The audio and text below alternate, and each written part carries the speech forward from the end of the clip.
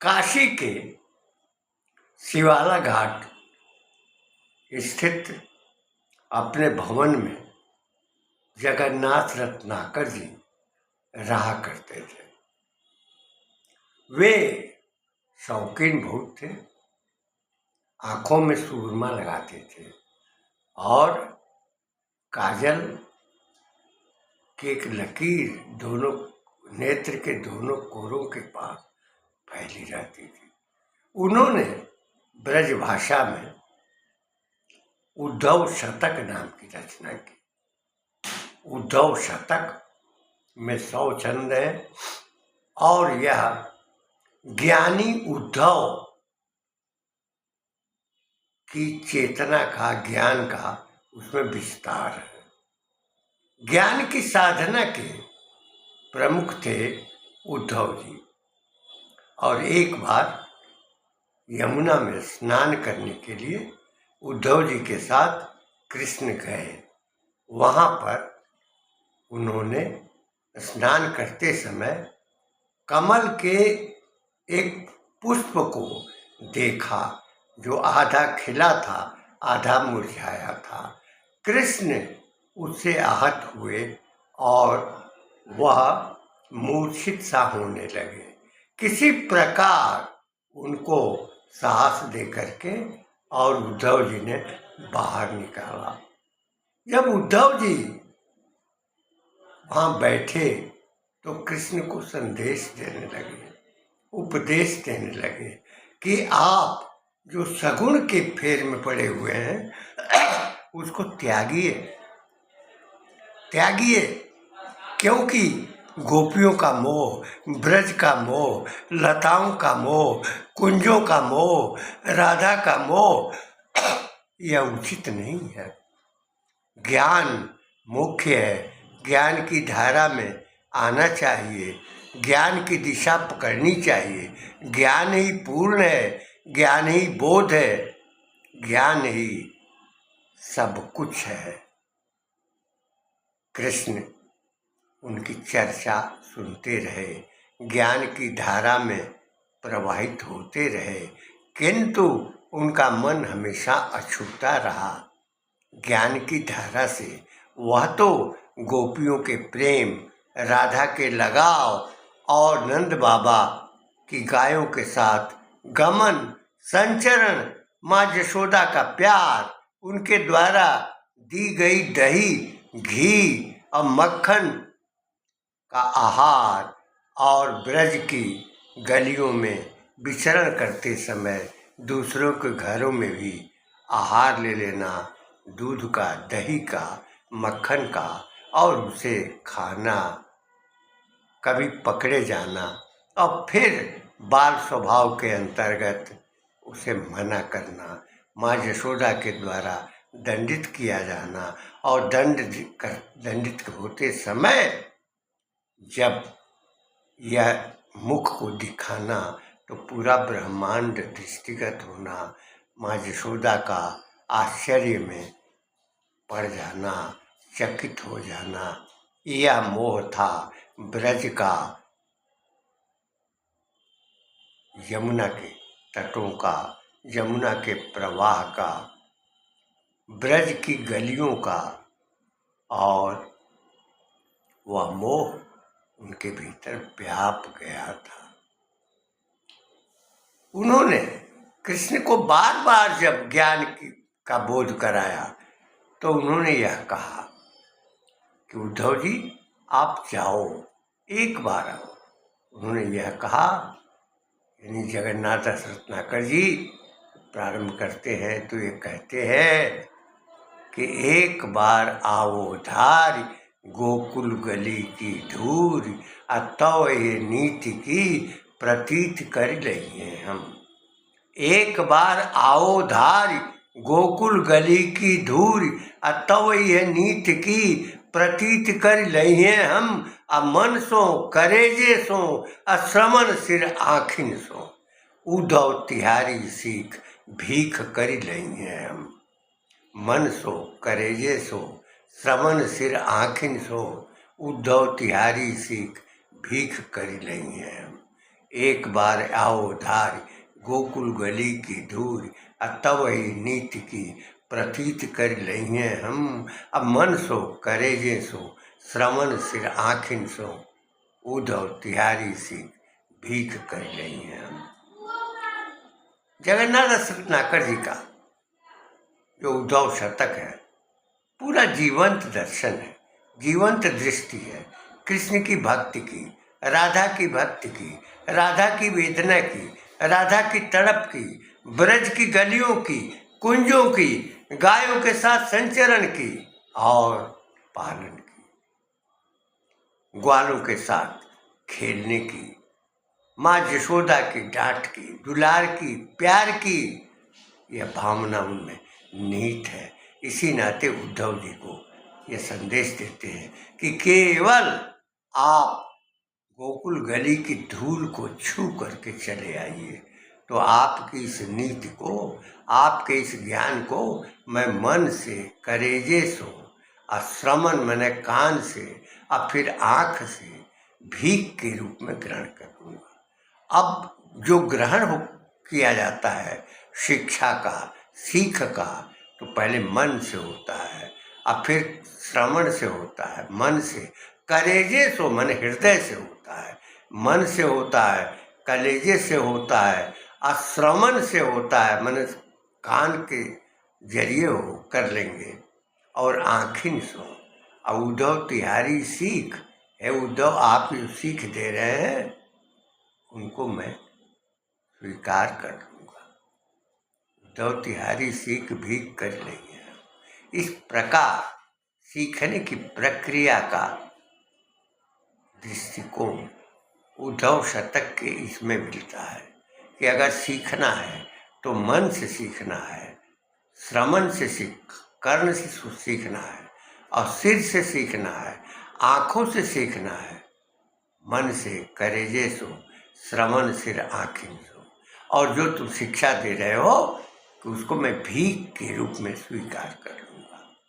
जो ज्ञान दे रहे हो, जो ज्ञान की धारा है, हम तो भक्ति की धारा में हैं, वह भक्तों के साथ हमारा लगाव है, भक्तों के प्रति हमारा समर्पण है, हमारे जीवन का बोध है, जीवन की दृष्टि है, और उसी में सदैव मैं प्रवाहित होता रहता हूँ।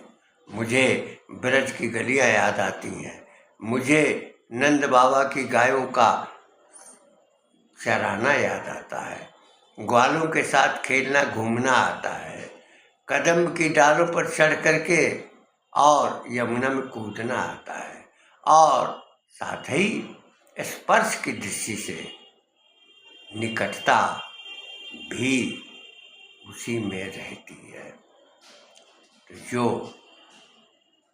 कदम की डालों से निकटता जिसकी हो, ग्वालों से हो, गायों से हो, बछड़ों से हो, ब्रज की गलियों से हो, गोपियों से हो, राधा से हो, हास भी हो, परिहास भी हो, चोरी भी हो, छिप करके खाना भी हो, उसको झूठ कहना भी हो, खाना भी हो, झूठ बोलना भी हो, ये बचपन का स्वभाव, बचपन की प्रकृति, उसको व्यक्त किया है जगन्नाथ दास रत्नाकर ने। जगन्नाथ दास रत्नाकर काशी के विद्वत मणिपीठ थे, परोपकारी थे, दानी थे, और यह उनकी कहानी उस कालखंड के हमारे गुरु थे पंडित सूर्यदेव मिश्र, पंडित राम बालक शास्त्री, वो सारी स्मृतियाँ जगन्नाथ दास रत्नाकर, महाकवि जयशंकर प्रसाद, मुंशी प्रेमचंद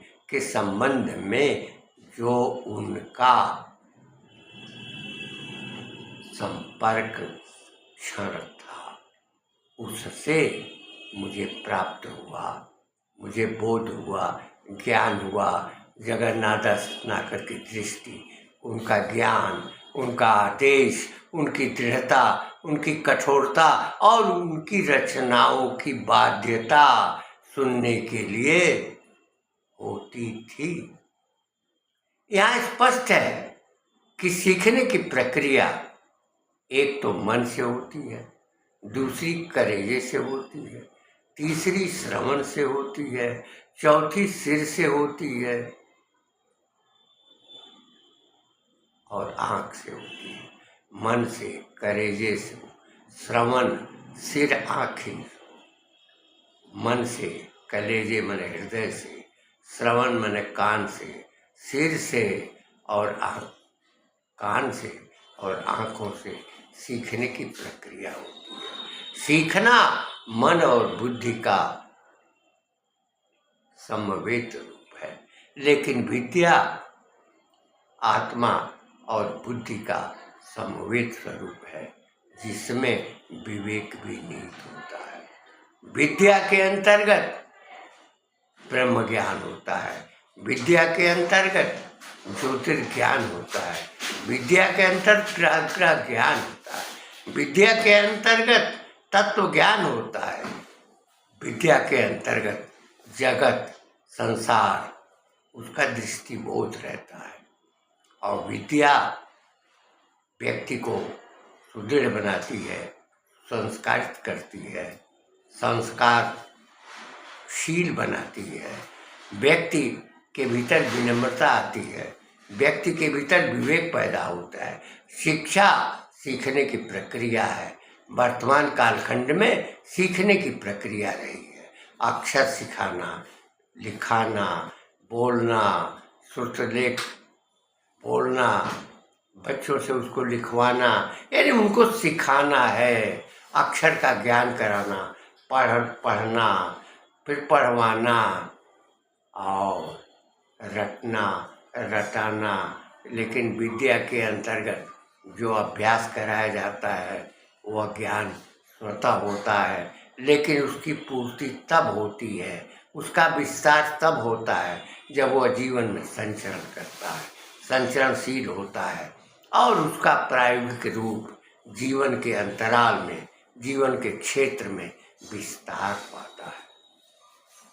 इस प्रकार विद्या और शिक्षा में अंतर है। शिक्षा केवल सांसारिक सुखों, सांसारिक स्वरूपों का बोध कराती है, वह अपनी जीविका का साधन बनाती है, लेकिन विद्या जीवन के उत्थान, जीवन के विकास, जीवन की स्थिति का बोध कराती है, जीवन को प्रत्येक क्षेत्र में विकसित करती है, चाहे वह जीविका का क्षेत्र हो, चाहे वह कर्तव्य का क्षेत्र हो या अधिकार का क्षेत्र हो, अधिकारों का ज्ञान हो, कर्तव्यों की भरमार हो, कर्तव्यों का पुंज हो, वहाँ कर्तव्य की प्रधानता हो।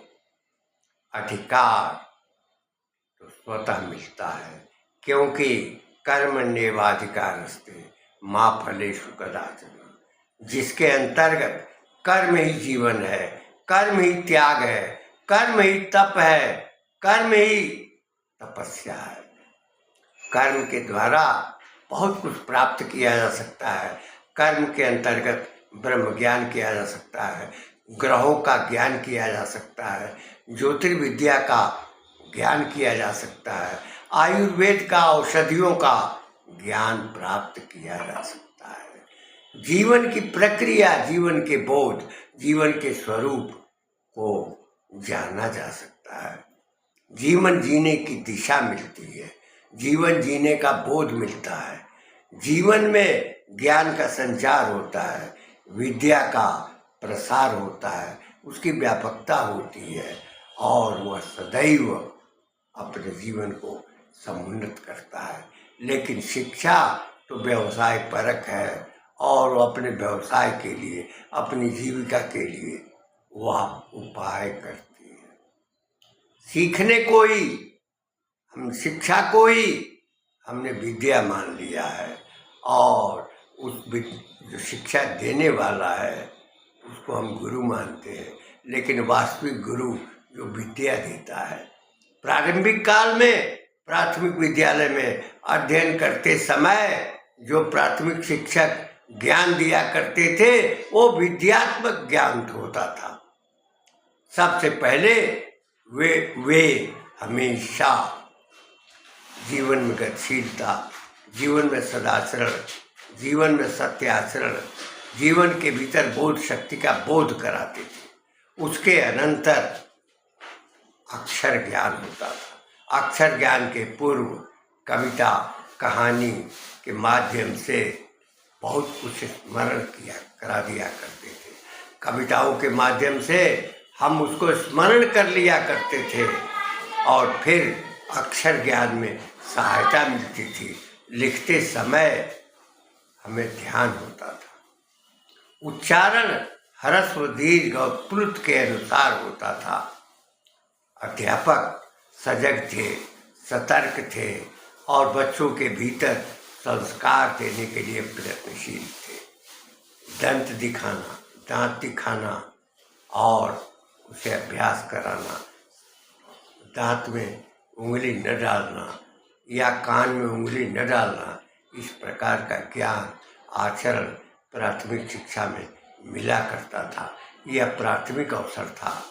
प्रार्थना के समय यह ज्ञान था और इसके साथ ही जो कहानियाँ हैं, जो स्मृतियाँ हैं, जो अतीत के उदाहरण हैं, वो भी दिए जाते हैं। मुझे प्राथमिक शिक्षा में ही राणा प्रताप और शिवाजी का ज्ञान मिला।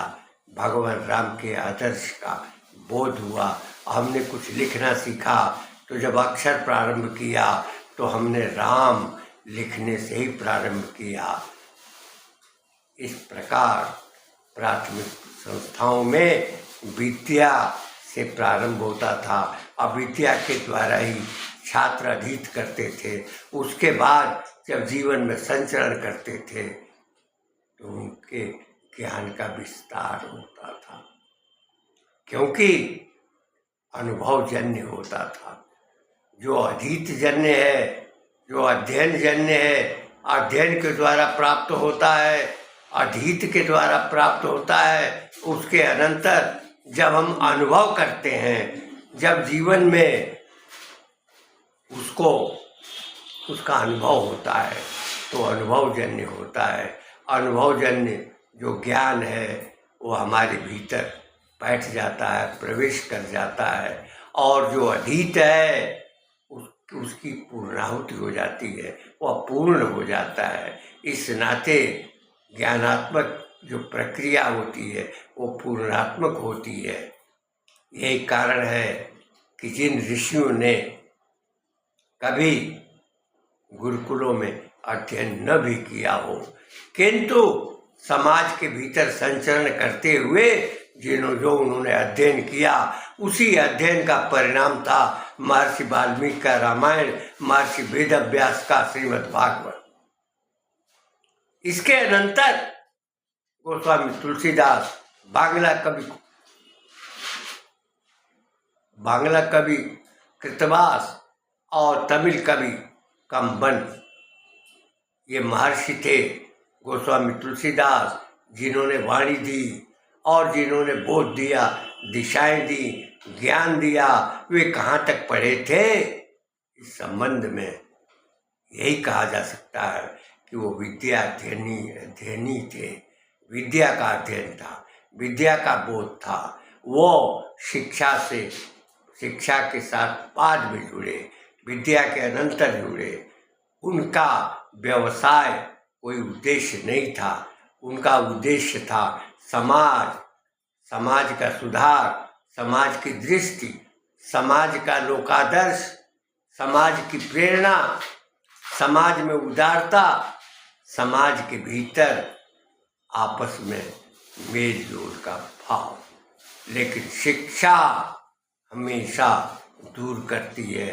अनुभव में यही जाना गया है कि अंग्रेजी सत्ता काल में शिक्षा का स्वरूप आया और कथित आज़ादी काल में शिक्षा जो बनी वह संस्कार पैदा करती हुई दिखाई नहीं पड़ी। वह केवल शोषण का प्रतीक बन गई, भेद पैदा करने का आधार बन गई और इस प्रकार कपट जाल में पूरा समाज उलझ गया। आज जो भी दर्द है, वेदना है, उसका विस्तार है, उसका परिणाम ये शिक्षा है। सबके भीतर कपट है, सबके भीतर छल है, सबके भीतर मोह है, सबके भीतर लालसा है, सबके भीतर अकूत धन की कामना है, अपूर्व वैभव की कामना है, वैभव संपन्नता की चाह है। जब भी कोई अध्ययन करता है तो सेवा में जाता है तो पहला प्रश्न लोग करते हैं कि ऊपर से कमाई तो हो रही होगी या प्रवृत्ति, विशेषकर अंग्रेजों के शासनकाल में तो थी, लेकिन कथित आज़ादी के काल से समाज के भीतर जो हमने सुना है, हमने देखा है, रेलगाड़ियों में, वाहनों में आते जाते समय यह सुना है कि ऊपरी कमाई तो होती होगी। ऊपरी कमाई की चाह, ऊपरी कमाई की भावना, ये भावना पैदा करने वाली जो शिक्षा है, उसके द्वारा दिए गए संस्कार हैं, उससे समाज भ्रष्ट हुआ है, निकम्मा हुआ है, दूषित हुआ है।